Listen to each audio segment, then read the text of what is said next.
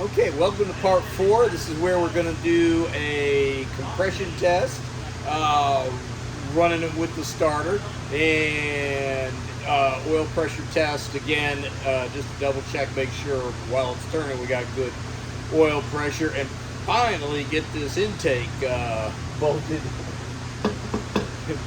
down. So without further ado, let's get started. Okay, going to drop in a distributor here just so I can drive the oil pump while I spin it over to do compression check and to see how well it does building oil pressure and spinning at the same time. So just dropping this in any which way, we really don't care. We just need it in there. Drive the oil pump. So, all right, there we go. All right, next I'll make sure I'm set up to, I've got my compression check in number 1, compression gauge. I've got an oil pressure gauge here as well. Dangle that down there and just make sure it spins over. Okay, I dropped the radiator in here real quick just so I can have a place for the transmission fluid to loop through. I got a feeling it's pretty low, but still we don't want that stuff pumping out. And found out I've got, right off the bat, I'm going to have an electrical issue to troubleshoot here. So I'm just in and out of the solenoid, and let's see what happens here.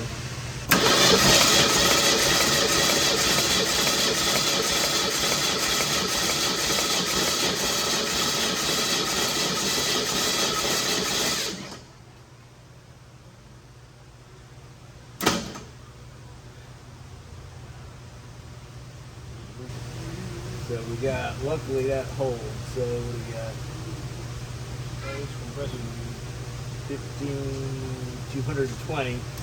220 pounds of compression. That's high. That's high. Let me see, now that we got that, I'm gonna watch my oil gauge here. You got oil ready to go? Yeah.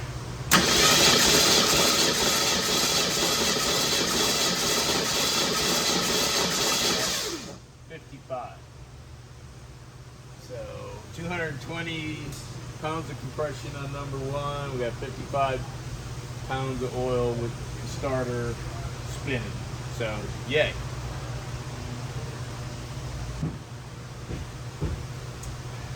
Alright, let's see what we got on number 2. Our oil's gonna stay the same. Let's see what number 2 compression looks like.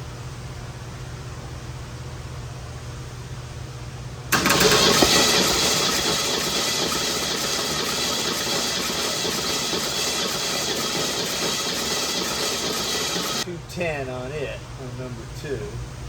So I'm just going to go ahead on down the line. I'll stop and start the camera for every cylinder.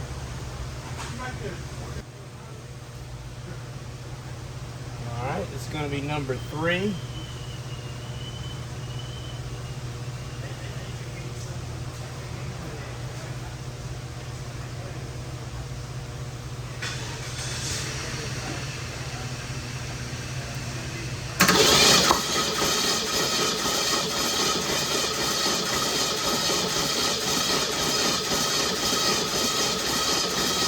Alright, that one is 205. Alright, 205 on that one. They're going down, and that sometimes does happen the more it loses compression. 205. It's 200, 205. Alright, this is going to be number 4. Number 4.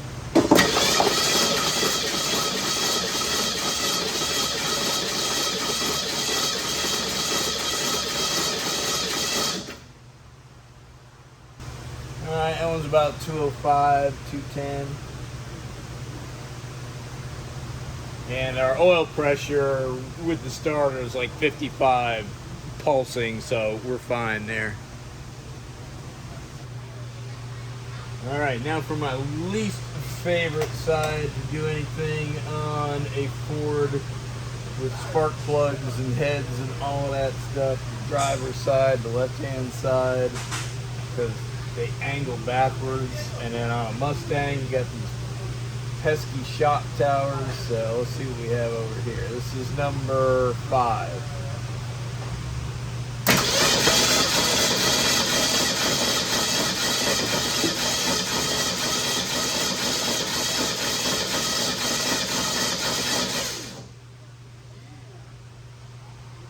All right, that's about 205, 210. Good.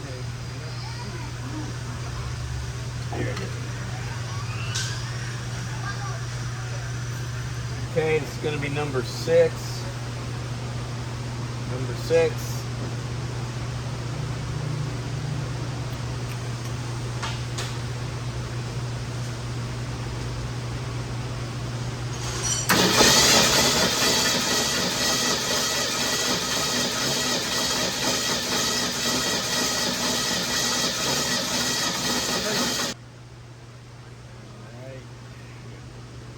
All right.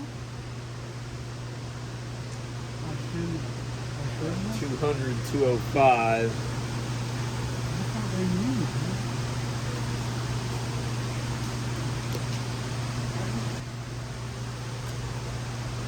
All right, it's going to be number 7. 7.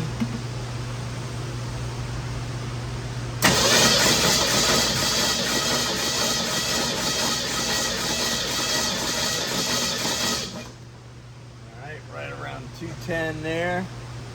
All right. 210 on 7. All right, and it's going to be number 8. 8.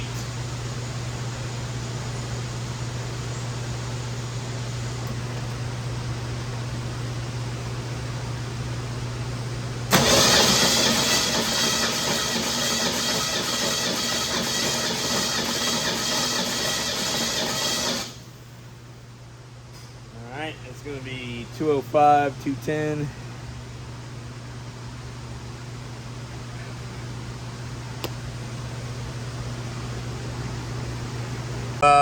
Using these Felpro 1250s, I didn't really care for the Edelbrock ones, so I'm returning those.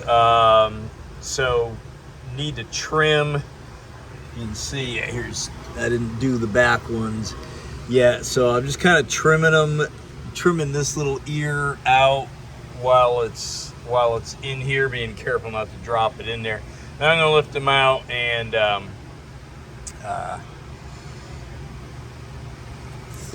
finish trimming back to that Sharpie line there, top and bottom.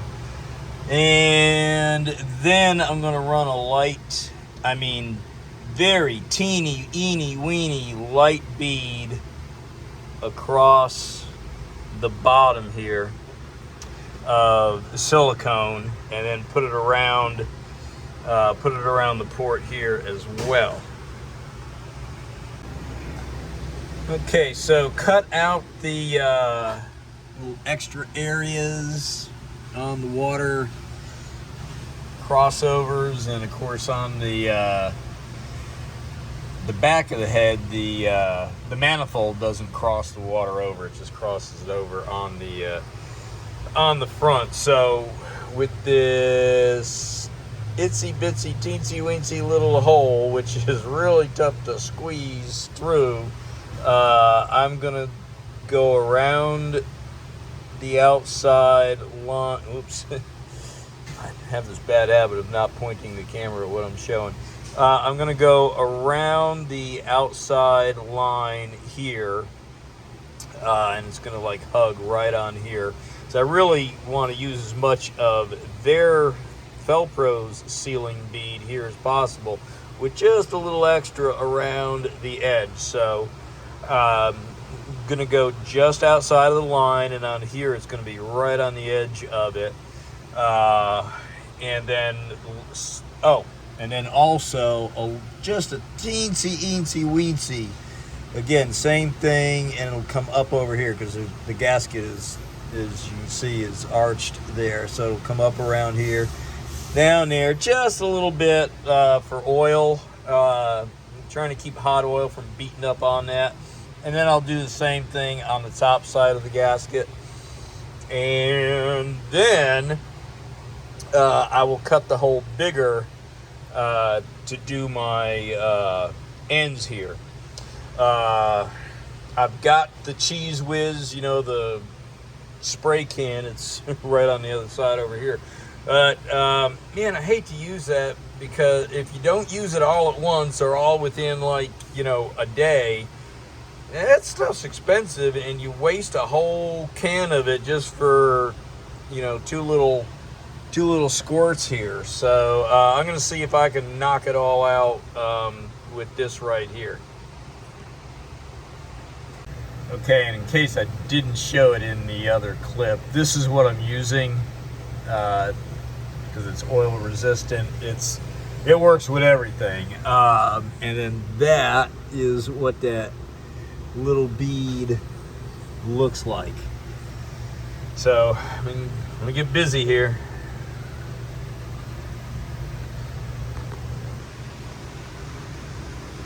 Okay, so that's what that looks like. And actually that looks, because I'm so close with a wide angle, let's see if I zoom out. Zoom in, what do I want to do? Let's go to normal.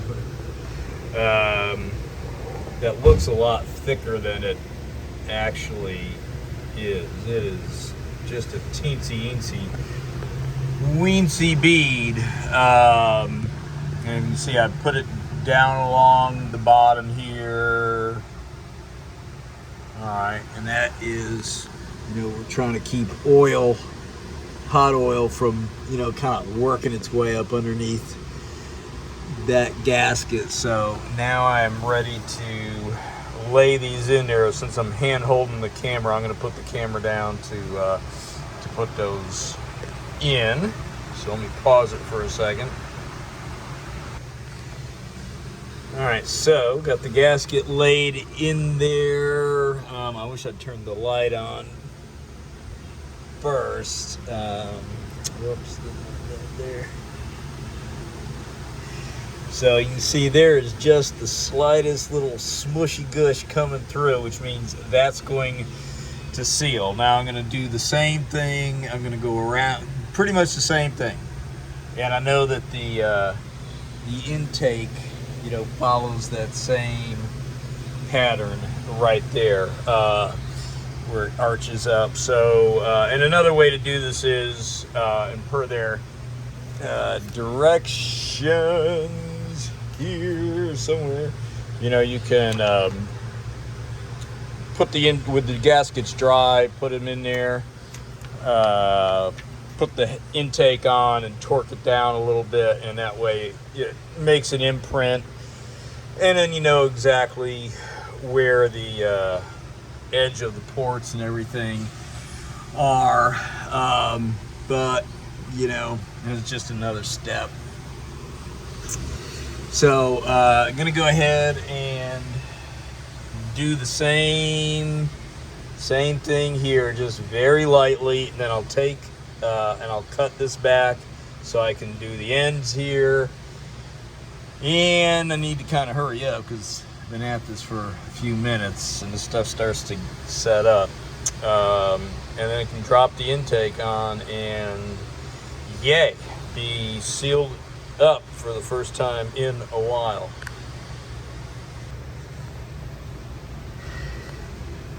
Okay, managed to turn the light on first here with the iPhone, which I'm using to record here. If you don't, unless I haven't figured it out, you have to have the light going before you actually hit record. So that's again what that bead very light bead looks like. So I kind of really want to rely on the Velcro sealing bead there, and it's just the water and the water passovers that, you know, are always a concern. And then again, both sides of the bottom here, very teensy weensy bead to try and keep oil from working its way up in there and possibly delaminating the gauge, so or the gasket rather. So now I will put my I'll cut the end bigger on this and put my bead in here and drop the intake down, torque it down, and this will have been a very good productive day and week on getting this engine closer to running. Okay, so here we are. I did my initial bead and then did go out here, then did as you can see, another little bead on top. You basically want it about as thick as that is, maybe just a little teensy bit more, and you try not to. I was cleaning up this mess back here, and of course the rag touched there, so caught that before it made a big mess. And that's another thing. Once you do one side here, when you're doing the other side, it's real easy for like your knuckles to drag through there. So I am happy to say that didn't happen this time. So that is something to be mindful of, and time to drop this intake down. All right, time to drop the intake down in here. Hopefully I don't block the camera too much. I'm going to try and turn sideways, and I'm going to be watching how much gush is out this way, because that will be an indicator that, you know, that we don't want a lot gushing in on the inside. This stuff is like the best and the worst stuff that ever happened to sealing when it comes to automobile. And less is always more. I saw a video the other day where a guy, he put on his latex gloves and he slathered both sides of these intake gaskets. And I mean, you know, a can of Cheese Whiz for an intake? No, man. I mean, it doesn't even take a whole can of that stuff to do both sides of an oil pan gasket. So anyhow, yeah, we don't want this stuff getting in, because what happens is it finds its way all the way down to the oil pump pickup, and it will get clogged up in there, and then other bad things happen. So anyhow, let's go ahead, and I wish I had put some studs in there to help drop this straight down.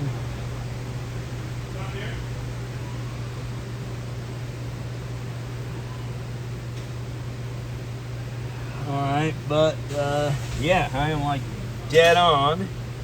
And let's see, we'll see what happens when I torque it down. Let me see if I can grab the camera here.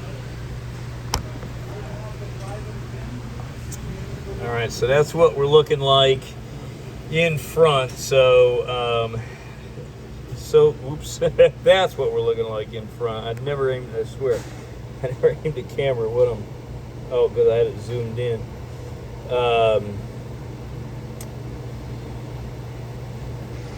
There we go.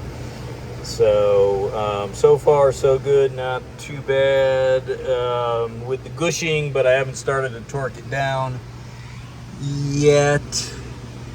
So we'll see how all that goes. Let me get my bolts in place and number my sequence here and start tightening them down.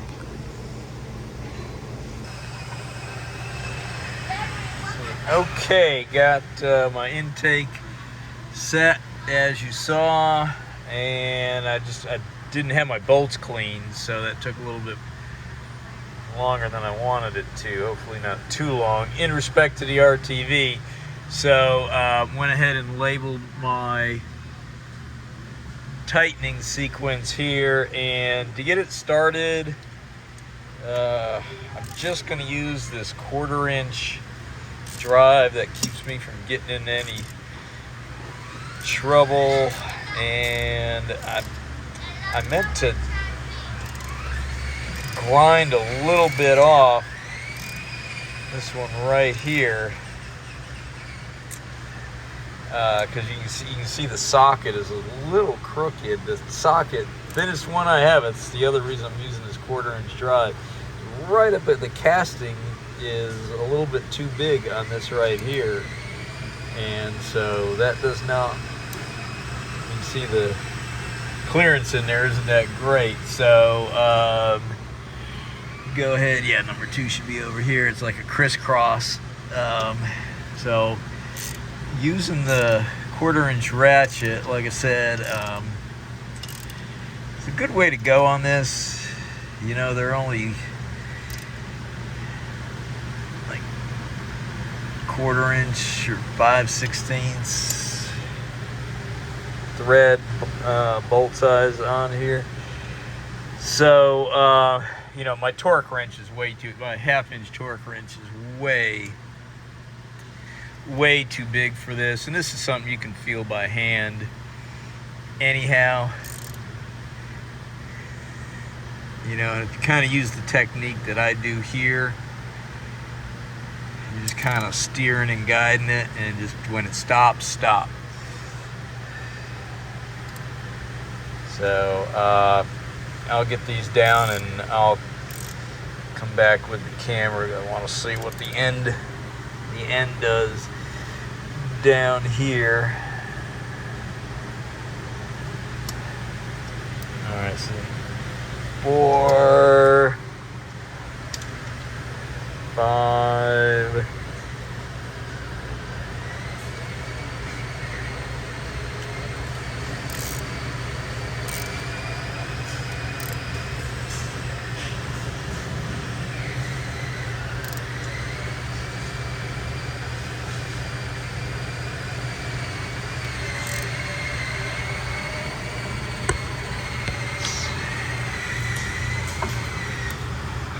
That. So tighten that down.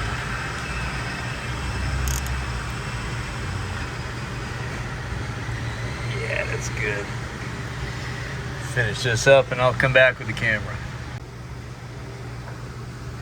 So starting back through here the second time, you can see that you know, the intake's been pulled down quite a bit.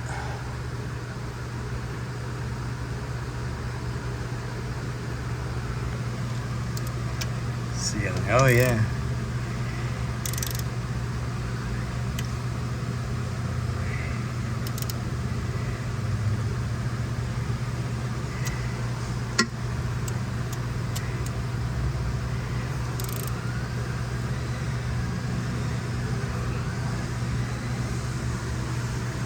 Alright, I'm going to have to set this camera down, but you can see it, after going through once, when I start on the second time, you know, it got pulled down quite a bit. So I'm having to catch up with it, with the bolts. So let me go through that and I'll pick the camera back up. Okay, had to go through the tightening sequence for the intake 4 times using the 1/4 inch ratchet, which I highly recommend that for anything under a 3/8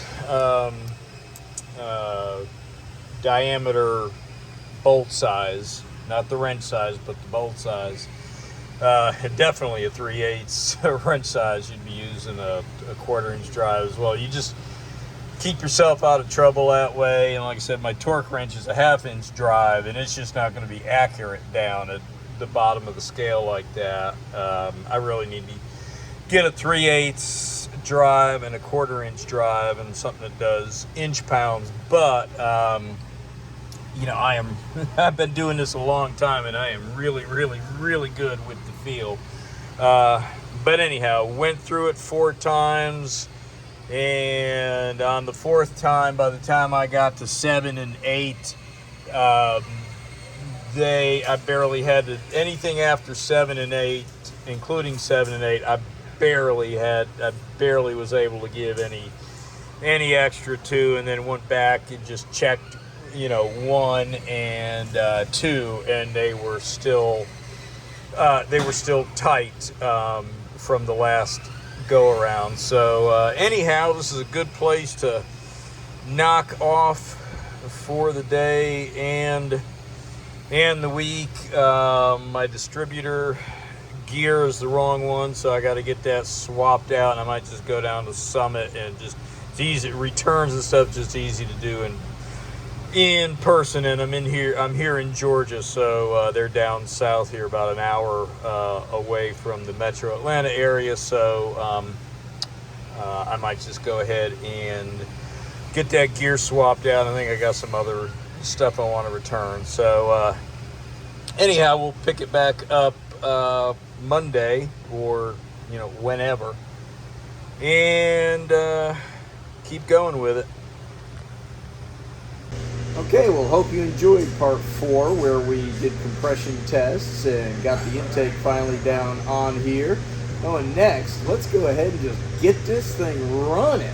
So if you did, go ahead and grab your compression tester and push it down on that like and subscribe button. Please comment and share, and I will see you on the next one. Thank you.